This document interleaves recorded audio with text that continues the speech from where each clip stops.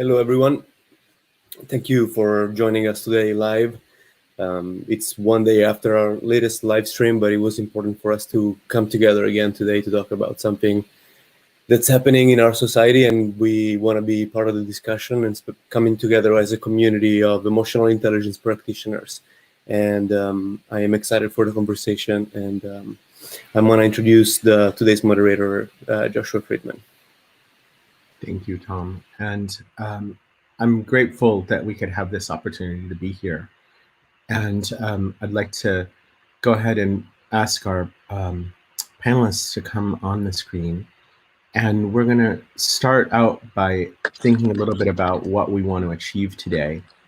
And what I'd like to do is start by asking each of the panelists just to give us a kind of one-line introduction and to tell us what's one thing you hope we can achieve today. And those of you who are here on the chat, I would like to ask you to do the same thing. Molly, can we start with you? Sure. Hi, Molly. I am a New Yorker, but I'm based right now in Nairobi. And in regards to this conversation we're about to have, I'd really love if we could kind of create clarity. I know there's a lot of people that maybe have different opinions, and I think it's kind of just important to have this space to really understand what's going on. Thank you. Theo? My name is Fiorella Velarde. I'm Peruvian, but I've been living in the United States for 20 years. And to me, it's important to find a space within us and with these skills that we practice of emotional intelligence to find understanding, to find empathy, to look for more information and to trying to be a voice for people who doesn't have that chance. Steve. Hi, everyone. I'm Steve Proudman. I'm in Wisconsin, about an hour north of Milwaukee. And I was intrigued by the invite to talk about how emotional intelligence can impact this racism and division that seems to be plaguing not only our country, but the rest of the world. So I'm hoping that we have a real heartfelt conversation that can kind of share varying perspectives without the expectation that we're going to solve anything today, but we're going to learn from each other. Jim. So my name is Jim Babe. I'm one of the regional network directors for North America in 6 Seconds.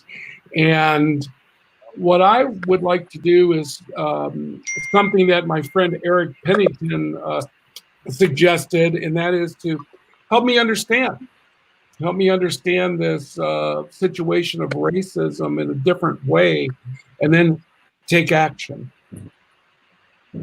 Michael. Yeah, so I'm a proud practitioner at 6 Seconds, a preferred partner, and as a Black man, I realized how important the tools of emotional intelligence are in supporting me to survive. I believe that the language that we've created through 6 Seconds lends itself to survival and thrival of all people, and especially in this chaotic time as a Black man, and it's given me some space to breathe where there's not been a lot of space. I want to share, I'm Josh Friedman. I'm one of the founders of 6 Seconds, and I want to share a couple of the comments from the chat. And people are coming in from all over the world.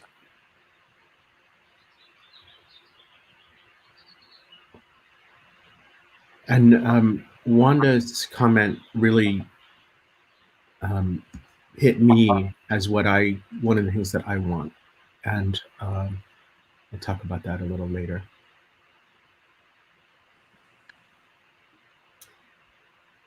So before we jump in, I would like to take a moment and ask, what are some ground rules that we can put into place to help us achieve these things?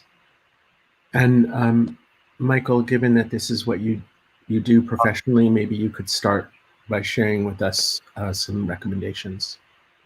Yeah, and again, even in you asking me to be a part of that, I think as we're talking today, helping folks know that collaboration is so critical in understanding the challenges we're facing. So the 4 ground rules, or I like to call them community guides, that I like to use as we're talking today, as we're speaking, to use I statements. I think it's very, very important to use I statements because it can easily be misconstrued that any of the six of us know what any one of our ethnic groups are feeling. But so using I statements is critical for this conversation. The second one is leaning into discomfort. Inevitably, because we're human beings from different places and different understandings, that we're going to have some discomfort. And so as colleagues, I would hope that we would lean into discomfort. Secondly, thirdly, for us to accept non-closure. We're going to start a conversation, be together for about 45 minutes or so, even maybe an hour. In that time, we're not going to solve the challenges of society. However, we can become a little bit, we can develop the connective tissue around us. So accept non-closure.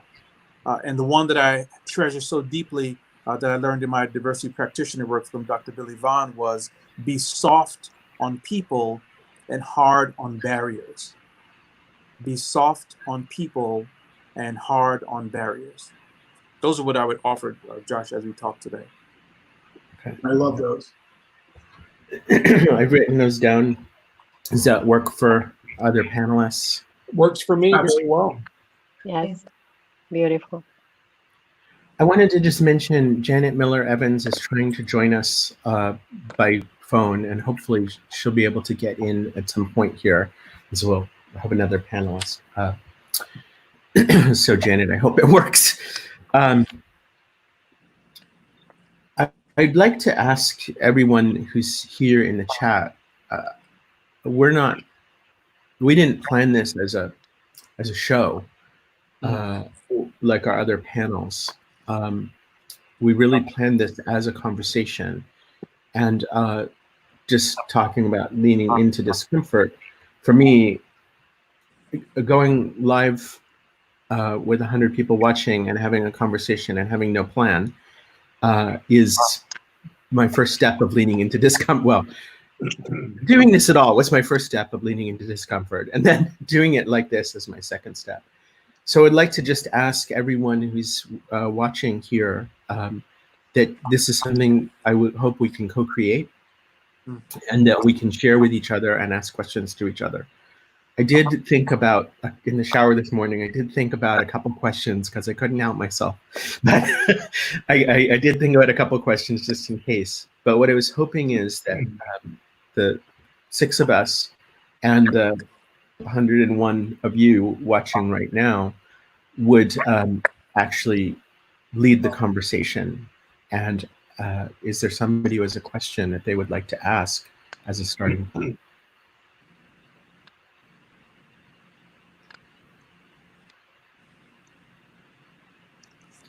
I can start. Thank you, Michael. I was about to break. Josh, and because it's a conversation, I want to start by saying to the folks who are listening that I think, Josh, you're being kind when you say that there's not a lot of structure, because the EQ framework is a profound structure.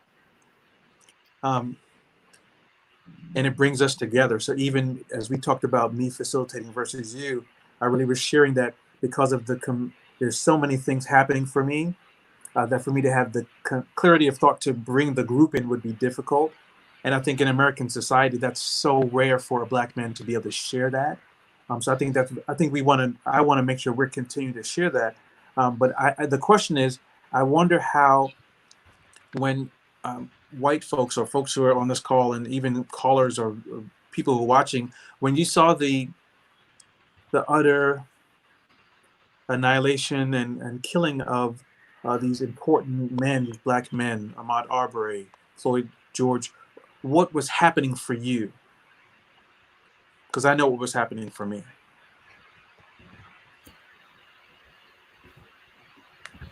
Well, for me, I felt sick in the stomach. I felt incredible anger. When I do diversity work, I have for the last 15 years in the corporate world. As a white guy, I don't have that same relationship with police officers. So for me, I'm sort of separated from that fear, that ongoing current terroristic reality that black men, black women face, other people of color.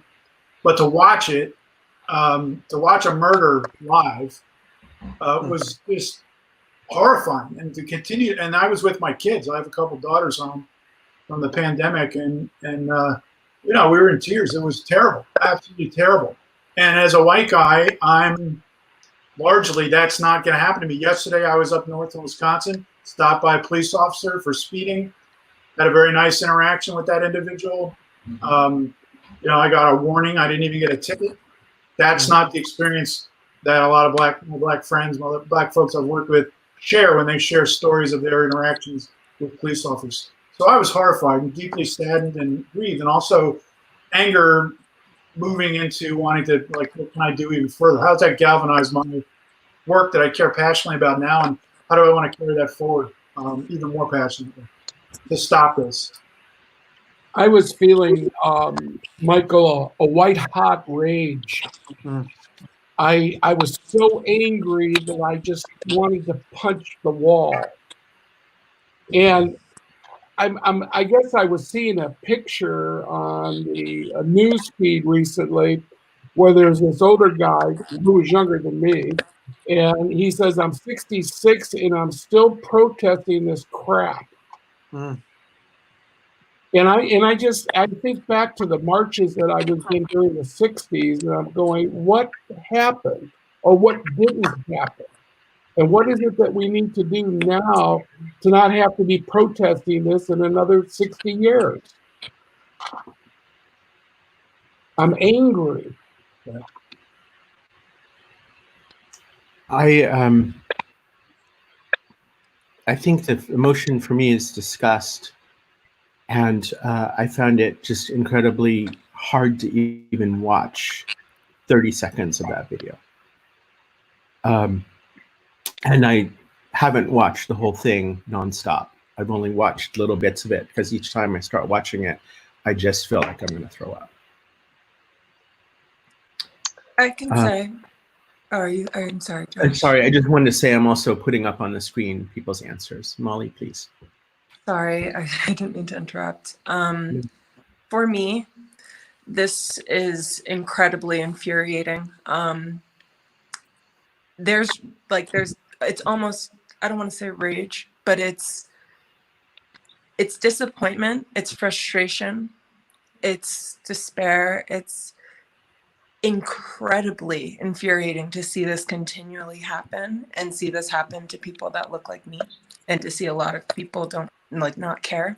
To see the collective outrage right now, it almost feels supportive, but at the same time, it's traumatizing. You see constantly like black bodies, black videos of people dying, and you never see that of other races. And this is happening constantly. And there's been real outrage about it, I feel like, in my community. I feel like this is constantly something I'm hearing, and I'm glad that we're here, but I'm also extremely hurt, and I feel real stress in my body. So I'm infuriated. I think that's the emotion I would lead with. Yeah, for me, it's very similar. I got furious. I mean, I felt it in my body. I was disgusted. And it keeps happening over and over. And one part of me also feels guilty because, in a way, I feel our voice is perpetuating this. I come from Latin America. I come from a country that keeps these structures in place. So all my life, I live with this subtle racism, and being on the other end and seeing all this injustice and this abuse of power really got me very upset. And I think that one of the reasons why I got into EQ was to try to find the soft side of change. When I was younger, I used to believe in really perhaps more violent ways to do things, and I thought I was very justified. But then the EQ work has led me into this softer side of changing hearts and changing paradigms and leading with curiosity. But that doesn't takes away from the fact that I'm furious. And every time I remember that, I get enraged. It's not better as the day goes by. I think there's another piece for me, which is about but what people have said about like helplessness and rage, and also I feel like I've done a lot of work in this space of trying to make it possible for people to have conversations like this. But there's this piece of me that's like, what have I been doing for the last 24 years? Like, this isn't working. I know I asked the question and hearing the responses, it's like my wife, so I'm in an interracial marriage, and my wife really, I got started in this phase of it because of my wife. I was 2 weeks or 3 weeks ago on a call. She came in with such emotion that I've never seen before, and she showed me the phone. She said, "Have you seen this?" And it was the picture of Ahmaud Arbery, and I didn't know that the number of killings of black and brown men are so vast that I didn't even know. And because of that, my relationship, it shook me awake. And as I talked with my brothers, I have 2 elder brothers, and we were talking about this sense of numbness that black men, not all, but just in our family, the 3 of us have to have, because if I, as a black man, am walking around afraid all the time, I won't get anything done. And so this feeling of not even being disembodied, to look at Floyd and to see that he the same age as me, it just, when I got from being unnumb, it just made me go, like you, Josh, like Jim, like others, what have we been doing? But I know that we've been doing something because we have a forum like this. This forum wouldn't have been available before. So it's a mix of pain and hope. And so, Michael, as a white man, one of the things that I have to retrain myself on is to know that I don't understand what it is you as a black man are going through. There's no way that I can understand it. And I have to be willing to be open to possibility. I have to listen to you and desire that in order to change my preconceived ideas. Yeah.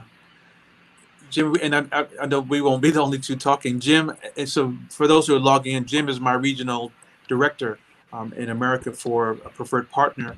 And as a white man, he's said, if you could see him, he's a tall guy, he's a burly dude. And he's like, and I'm kind of this slender little brother. And he's like, I want to help you. And I'm like, I want to get help.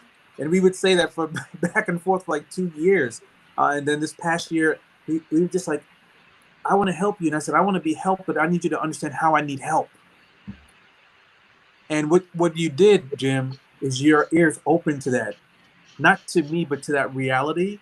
And I think when we're talking about these kind of chaotic experiences in America, we need white folks not just to hear, but then to say, what are the systems that I'm supporting, aware or unaware, that I can begin to pull my foot off the lever some.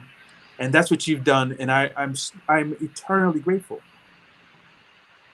So I want to just talk about polarization for a second. And I think one of the problems that we have in our world is that we move very quickly into making people bad. And we move very quickly into this divisiveness. And I grew up in Berkeley in the 1970s, which was a very weird time and place. And I grew up being taught you should be colorblind. And that, even talking about somebody's skin color is racism. And I feel like that's been a struggle for me to unlearn that. and to not see, being able to say, like Michael has challenged me multiple times in this in a very gentle way, but we're teaching a course together. And he keeps inviting me to sort of speak from the point of view of saying, well, are you saying that as a white man? And I have resisted seeing I mean, I know, like, I know I'm a lot whiter, but I don't, like, that's not my identity. And I realize that's also part of my privilege, is that I don't have to think about my race or my skin color as identity. And I'm wondering if how you've kind of grappled with that idea of, like, is your skin color your race or your identity, or how does that work for you? Can I jump in on this one? So, Josh, I think you're very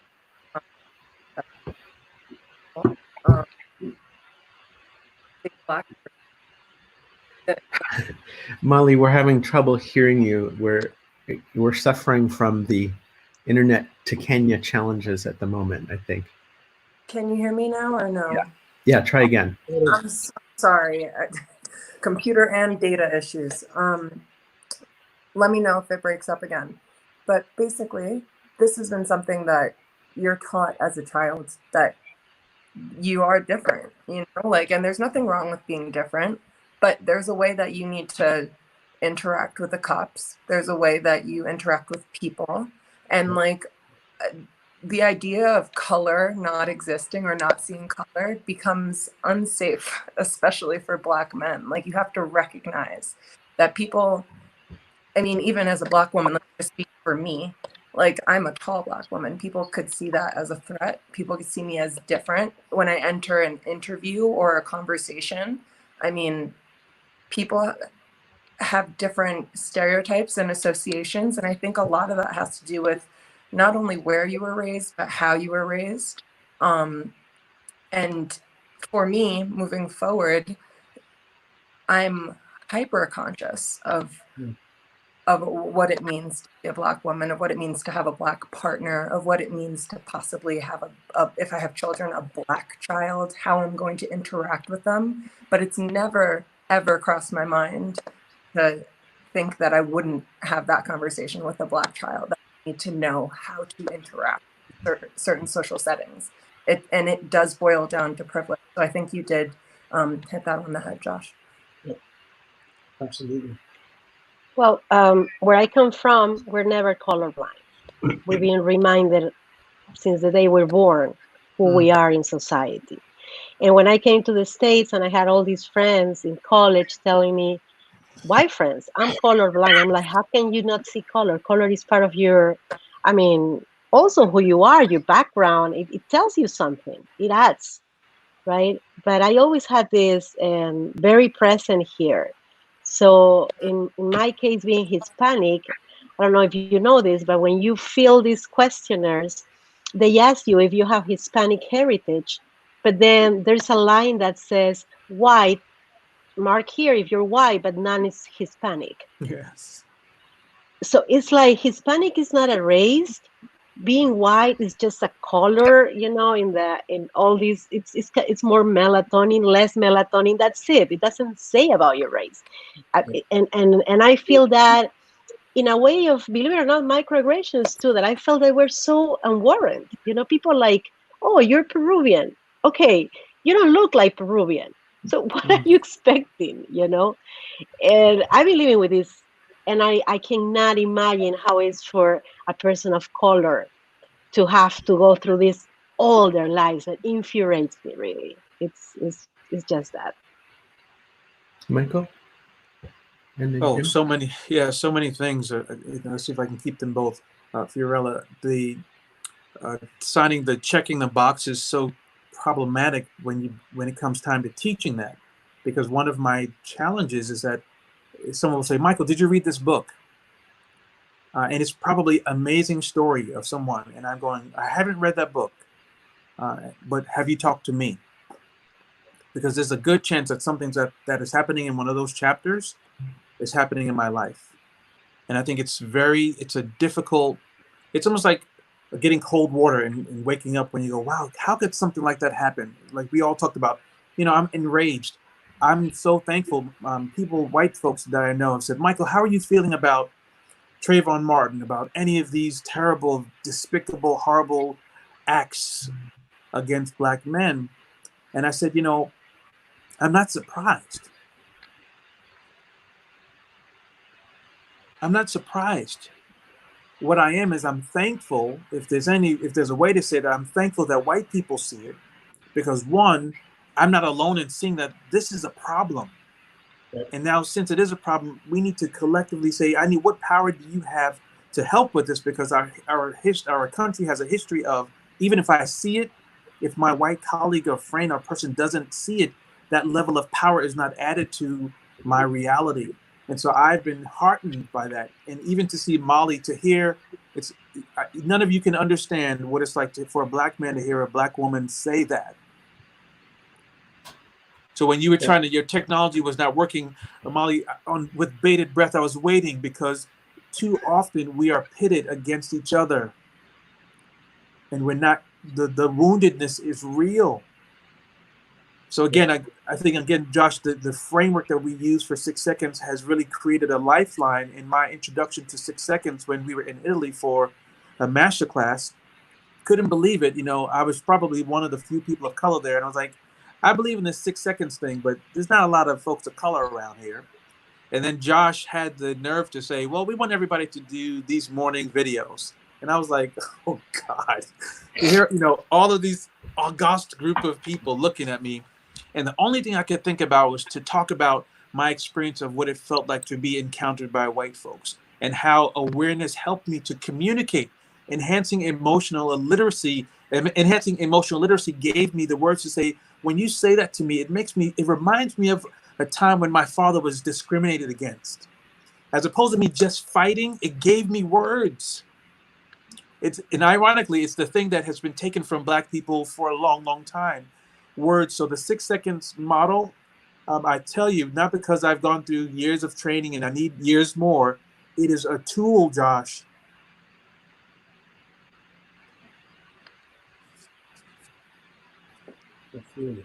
I'll stop there. Michael, thank you.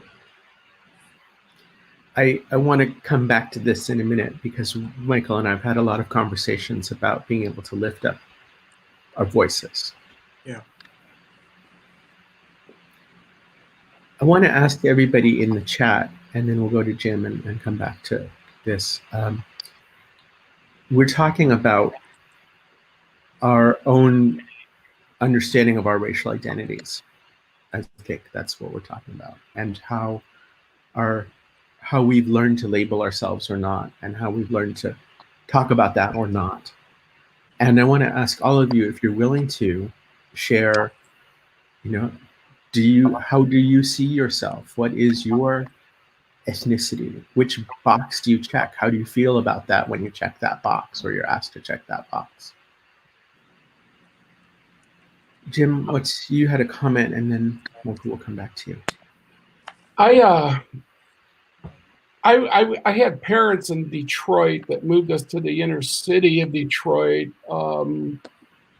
and after seeing Martin Luther King speak, and they did me a great service. And at the same time, I had to learn some hard realities, because I got beat up every day by Black folks, because my brother and I were the only white folks on the streets. And I desperately wanted to fit in, so I did everything I could to be Black. And I'm being serious. I struggled. I did everything that I could to be Black. And there's a harsh reality. I'm not Black. I'll never be Black. I'll never understand what it means to be Black. But it doesn't mean that I can't have an open heart and be receptive and realize that we are different, and that's okay. People don't have to be me, and I don't have to be them. And imagine trying to do this at the age of 14.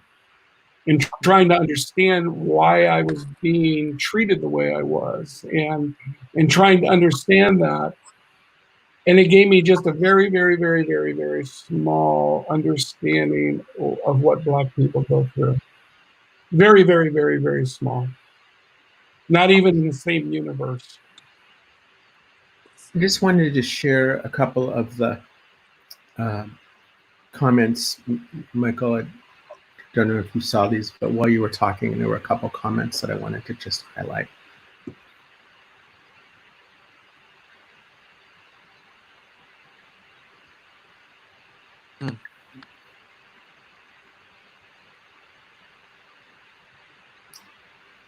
And on this question about the box, we have a range of answers.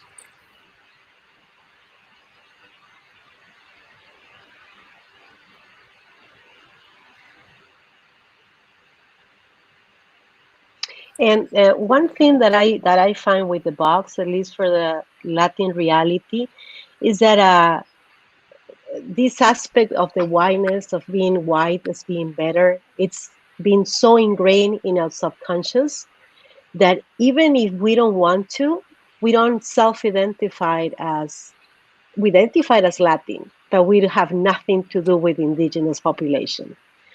So a year ago, I did a DNA test, and I found out that 49 of my heritage is Indian South American. And wow, it was like, you know, it ground me. It ground me in a different perspective. It's just because this is what, and I think everybody should do that because it's wide opening, and I think it's important that we appreciate that. All 500 years of colonialism has put this in our brains, that even inside our families, we have these issues. We have kids that feel less because they're darker. And we have family relatives that come to your house and say, oh, you have a beautiful kid. She's blonde and green eyes. And the other kids are looking at that. So we're doing this in our families. So I want to come back to this thing about voice, Michael, and being able to talk about our own experiences. And you said something to me that, you know, every time I think about it, it breaks my heart. And, you know, I suspect to some degree it's true for all of us, but I think for some of us, it's much more intense. And you used the words yesterday about keeping your nose down and needing to be invisible. Yeah, and so I was, after I said it, I was trying to remember the exact thing that I said, and I remember. So I went to all-black school growing up. My parents have a small Christian school that is still in existence.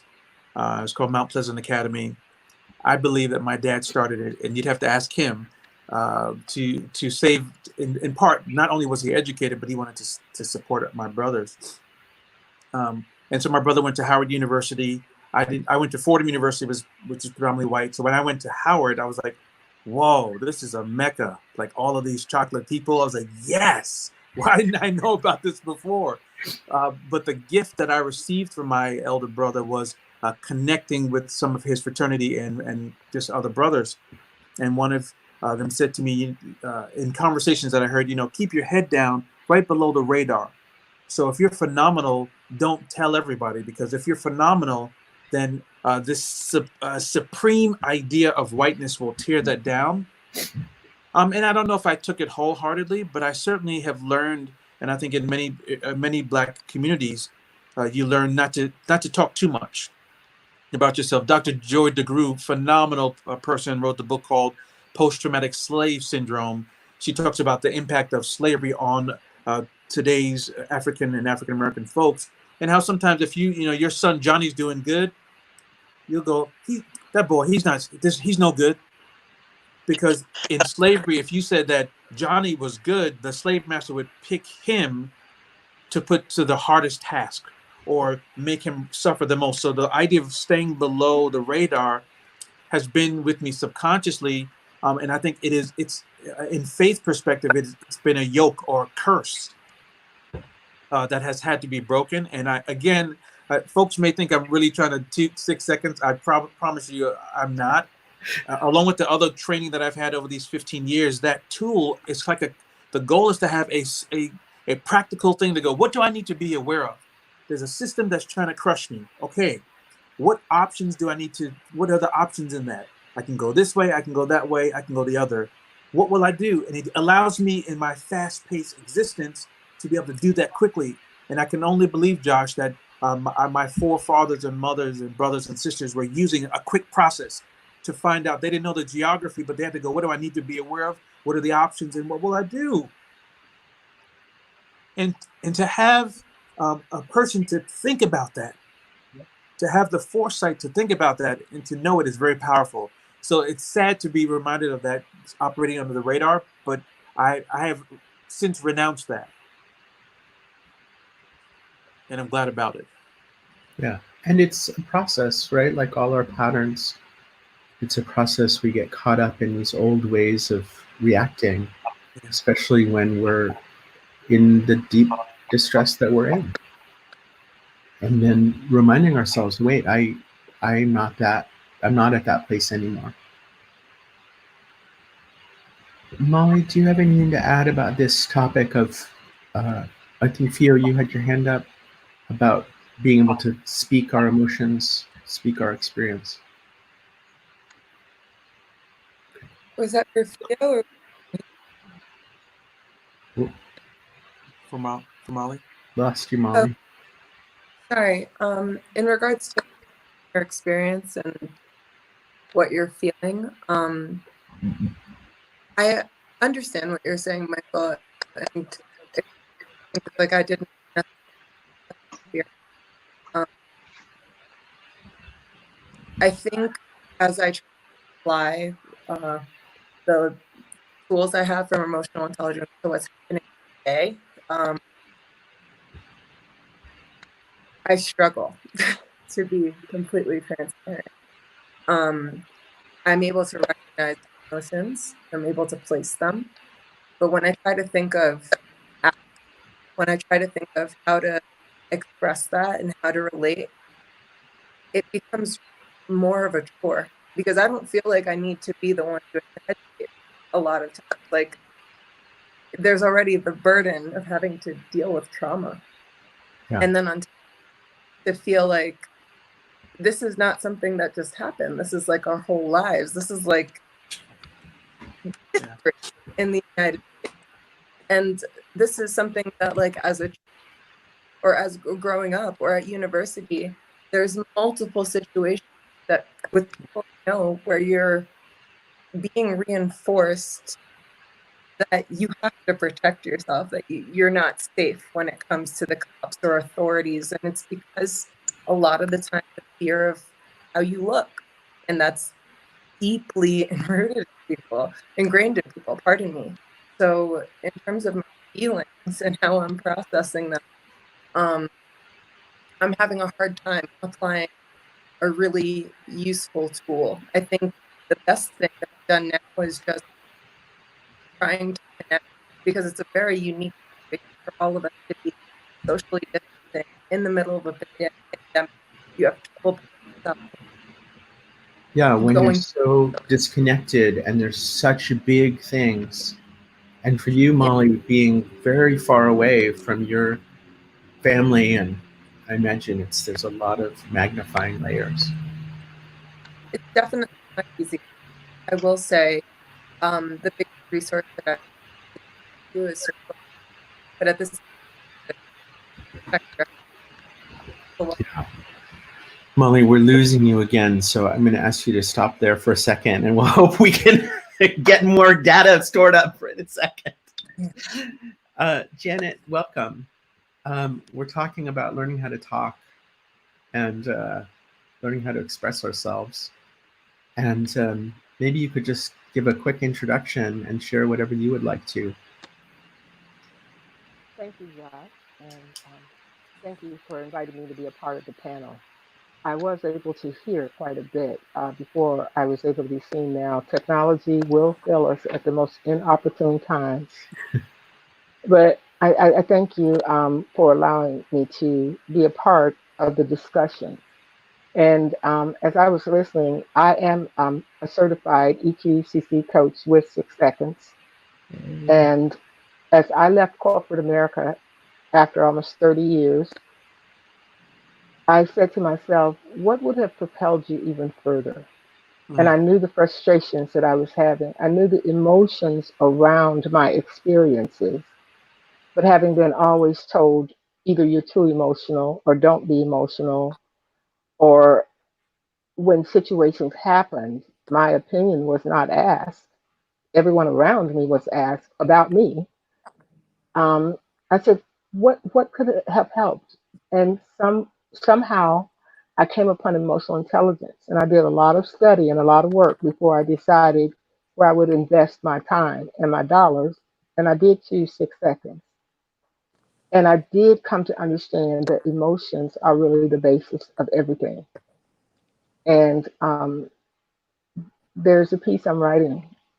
Racism is emotions. And the challenge that we have in talking about it is the emotional aspect of it. Hmm. And our emotions are coming from different places. And in my opinion, until we can talk about and use the process of naming, recognizing patterns, consequential thinking, and empathy, until we can use all of the tools of 6 Seconds to brave through the discussion of race and how it got to be where it is in America, real progress won't be made because we haven't talked and addressed the root cause of racism in America. I, um, in talking about this, it's very difficult for me. I grew up in the South, right across the line from where Emmett Till was murdered. Mm. And I was a very young child um, going through this, and my mom being at Martin Luther King's last speech in Memphis, Tennessee, hearing Walter Cronkite say, Martin Luther King has been shot or is dead. I mean, it was just that one sentence. Um, to to know and be right down the road or in the road. This is Tennessee, next door to Mississippi, where nooses were hung from trees, and you see those images. And for me to see a man replace a noose with a knee has traumatized me. I was even wondering if I was going through PTSD. I have had some moments. I live in a suburb that is, uh, I would say, 2% African American. My daughter came home from New York, where she was living, for the coronavirus. And now she's afraid to go out of the door. Either she's going to die of a virus or she's going to die because somebody's going to mistake her for being in their yard trying to loot. Mm. Or she didn't have the right look on her face because Black people are sassy. It is just traumatizing. So the one thing I say, and I'll end, because I didn't mean to monopolize the time, but thanks for the forum, but is um, I can't see her name, but Miss from Peruvia spoke. The one thing is we cannot, in our discussion of race, and I hope that when you have your discussions of race, put all the races together.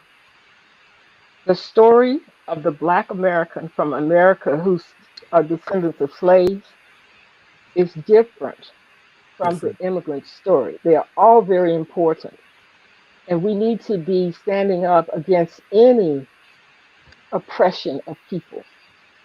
But to put the stories together lessens the oppressions of people. That's good, And Janet. so that's what I wanted to end with. Mhm.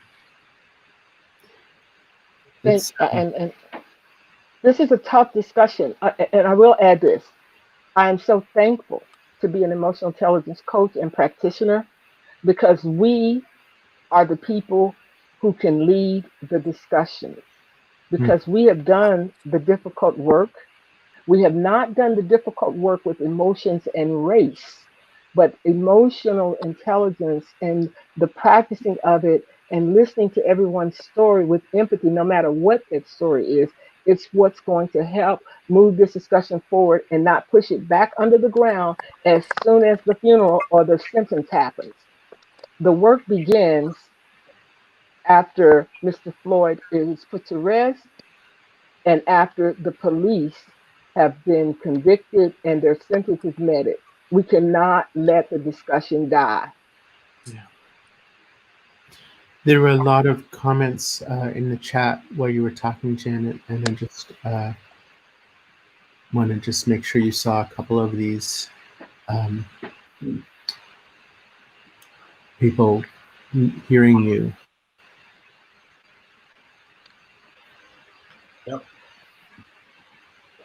Thank you. And that's our call to action as emotional intelligence practitioners and professional coaches, is to not let this die. Steve, let's go to you, and then Michael. Thank you, Janet. Nice to meet you. As a white male, I think my experience in working with other white men, because Steve. Is he muted? I think you're muted, Steve. No, I'm not. I can hear you. No, I'm on. As a white male and working with other white men, because I want to say, can you hear me? We can hear you. Sometimes this software does this, and if you just put your earphones on, you should be able to hear. Great. So, Steve, you're okay. I can hear you, so go ahead. But if Michael, if you can't hear, just put your earphones on. Yeah, I wanted to say that, to me, in my experience in the conversations I've had, difficult conversations with other white folks, the fear of treading into the conversation around race stems from, I think, their own discomfort in saying the wrong thing and being offensive. And, talked about colorblindness, Josh, earlier. To me, colorblindness is irrelevant. It's impossible to be colorblind. You can think you're colorblind coming from a place of good intent where you don't want to see race. But in fact, race is a social construct, and visually there is difference. So we have a sameness in the paradox of sameness difference. There's this notion of we're all human, we're all the same, and yet the experiences of people that are different, particularly from my group, my white male group, and we're the dominant group. And you look at those pictures of the police officers, it's mostly guys that look like me, white men. And you can go all the way back 500 years and trace the history of oppression of whites and what they've done to folks of color around the world. That's not my fault, yet my responsibility is to try to help me and others understand, particularly my group, understand the impact, the legacy and the impact that has on those that are different every day. And within that, there's a deep well of empathy that can be sort of tapped for whites versus blowing it off and saying, I don't see color, I'm not racist, I don't want to talk about this. That's the privilege we have, my group has, to say, hey, this is your problem, you figure it out. Racism is a white person's problem, in my opinion, because we're the ones that, group-wise, have perpetuated and continue to perpetuate the pain on others. Steve, I just want to stop you for 1 second and tell you to unplug your earphones because they're worse. How's that? That's better. Okay. Again, I think making progress is going to be dependent on the ability for people to come to the table in conversations, real conversations, and really to deeply listen to what you have all shared and others have to share, without the expectation that you're going to teach me and my group, how to solve it. The tiredness I've heard from folks of color is that they've been doing that forever, and it's not your responsibility. I think the burden lies within my group, white folks, to really, because in the corporate world, we sit in most of the positions of leadership. So white men that I've worked with who have the courage to step into the realm of race discussions or any other dimension of diversity discussions without having all the answers before they open their mouth is a oxymoron, because typically the assumption is if I'm in a leadership position, I should know what the answer is and I can come to the table and tell everybody what to do. This is a long-term process that, it's a condition to manage over time. And I think it's a dutiful responsibility of any leader, any white person, to, as uncomfortable as it may get, sit with that pain and try to understand it without defending, deflecting, or negating or minimizing what that experience is for others. It's Steve, to your point, that's a part of the emotional intelligence that needs to be worked through first. Just understanding emotional intelligence and how to name your emotions and your patterns, because you said a lot of things there that have been very helpful for me. And thank you for sharing that piece of that, because you said a lot of things such as, it's it's our problem. It's almost like the problem has been created not by the people who have been oppressed, but the people who have been oppressed are asking to solve the problem. And that's where the issue lies. It's not, they don't own the problem. So to solve it, they can't, because they aren't in that seat. However, as you said, what emotional intelligence will allow us to do is to hear each person's story, because each person's story is valuable to them. And the story of a white male is a white male story. He grew up just like we did from a child and was taught a lot of things or not taught a lot of things. And so unpacking all of that, as you said, it's going to take time. Yep. And it's going to be uncomfortable. Yep. I would hope that it is not painful, but it is uncomfortable to admit. I am angry when I see a Black person. I don't know why. And that's the work that has to be done. Yep. And Michael, and so thank you. Michael, let's go back to you. And I have a lot of thoughts going through my head and a lot of feelings from what you both have just shared. Yeah, I was thinking about when you showed me a comment that someone else shared about, being vulnerable on screen. That's very new. And I've been really blessed to have some good training around many things. And one of the things, because we're talking about racism and emotions, one of the things that I learned through 6 Seconds was this idea that my tears, I remember Susan Stillman, one of my first teachers in New York City, she said that tears were data. And I was like, what? Let me start crying. So it pushed against the system of being a strong man to hold it in, as opposed to saying that I think there's nothing sweeter than the tears of a Black man. I think there's nothing sweeter, not as in soft, but the depth of what is coming from them. So when I think about the tears, my hope is this idea of tools. I know Molly talked about when you said you're looking for a tool. I was checking my own self, and I think one of the things that is helpful is that there are many tools. My faith is the foundational tool for all that I do.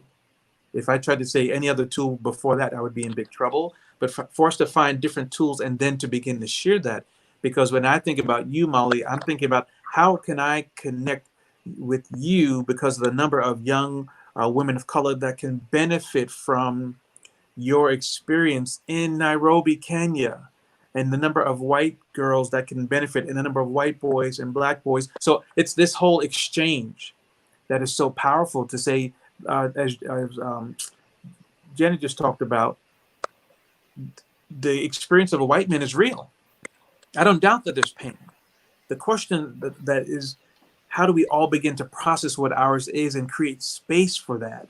I think I've experienced is that my pain is less as a Black man, so let's not pay attention to it.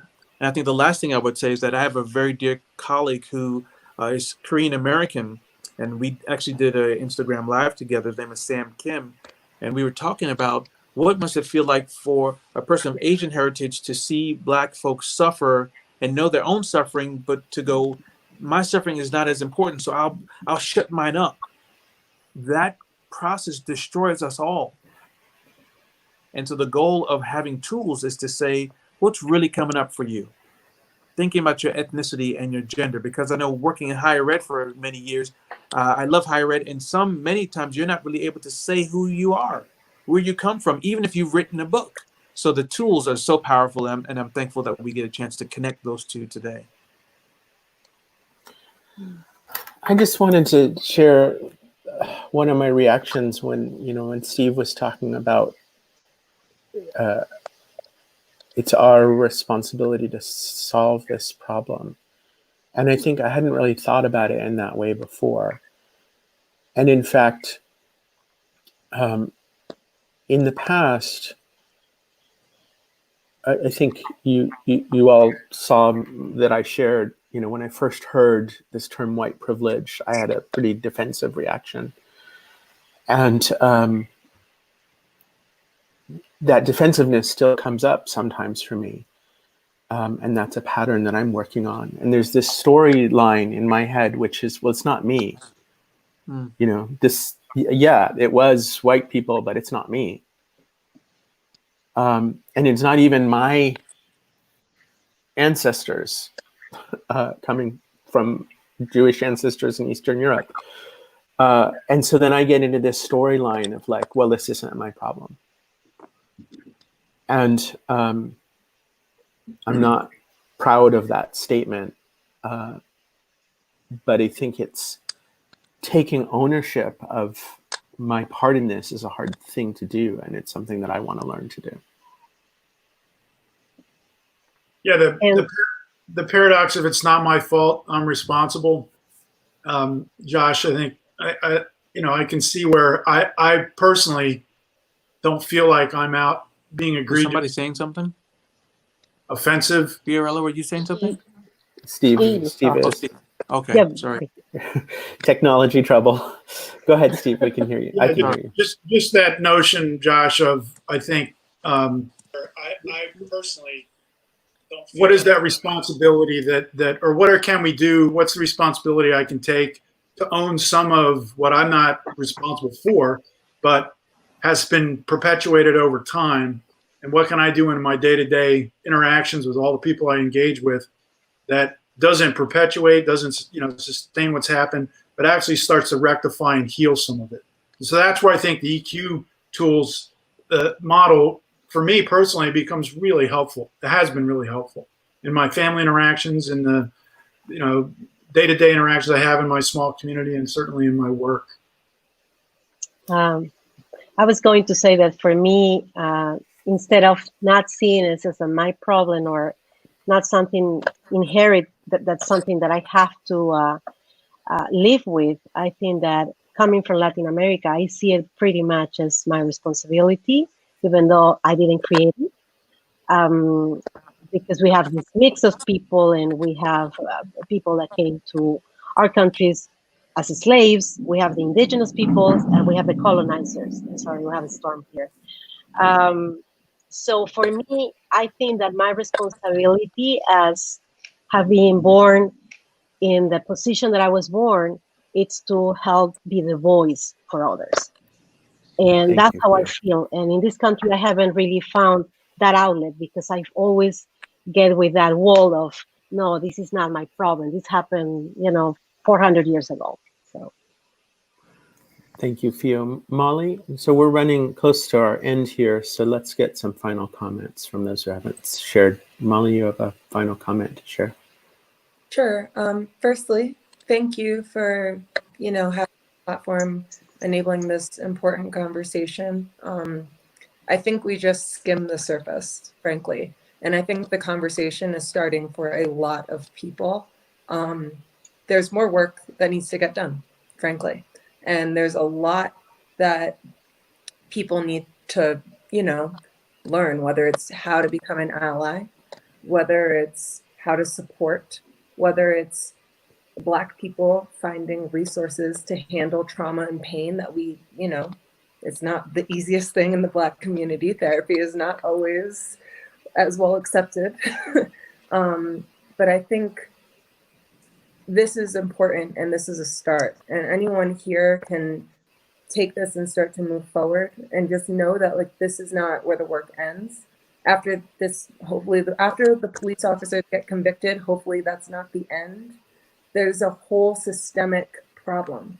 And we need to start, if this is where we start today, then we're just moving forward today. So I'll leave it on that. Molly, and I want to thank you for your advocacy to put this in focus for me and to help me pay attention. So I appreciate that.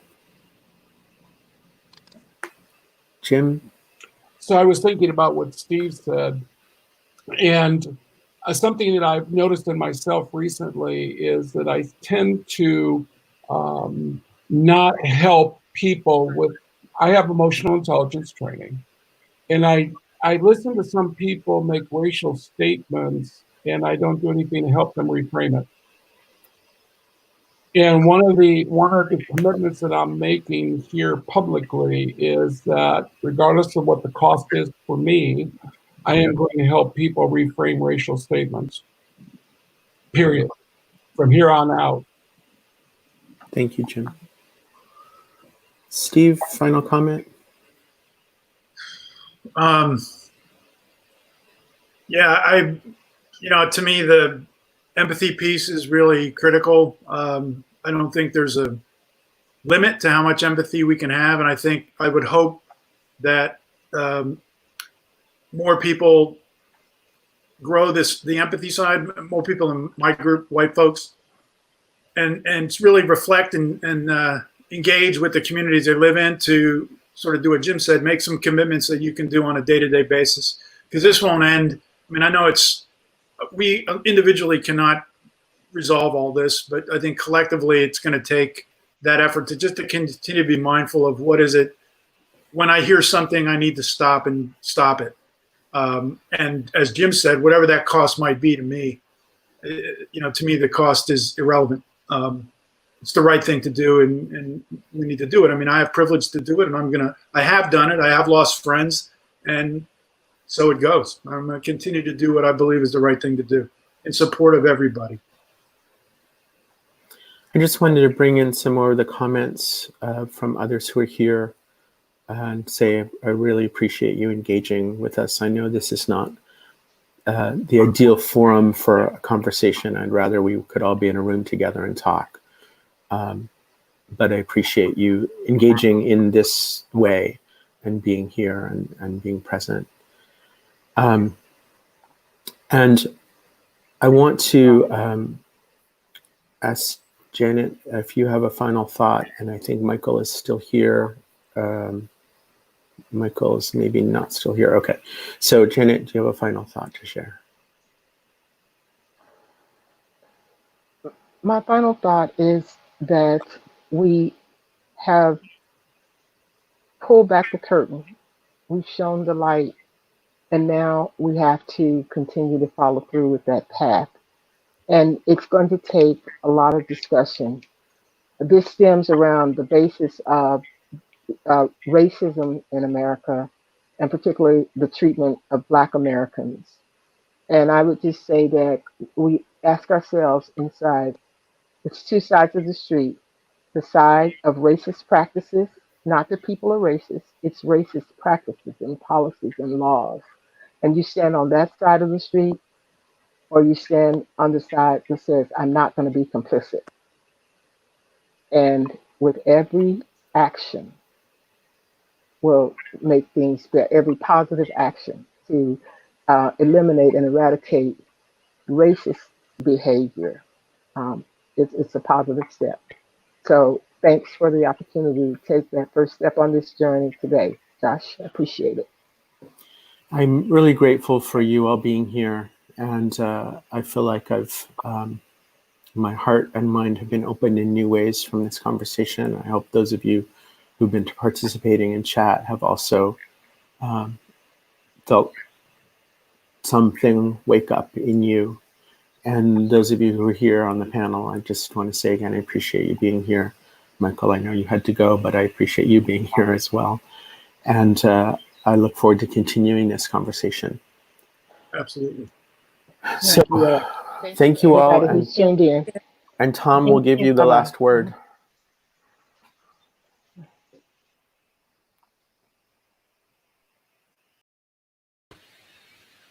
Hello. I don't know what else to say to add to the conversation. That, as we said, we just scratched the surface of it. What I can say is that watching this today made me cry, because I was, I think it was the time that I was the most proud of being part of this organization, and hearing how the small things we can do can make a huge impact. And I think if we can provide any support and any help in framing the discussion and helping people understand more, that's invaluable. So thank you for being here today on chat. Thank you for being here on the panel. It's your presence is very important, and we'll hope to see you soon.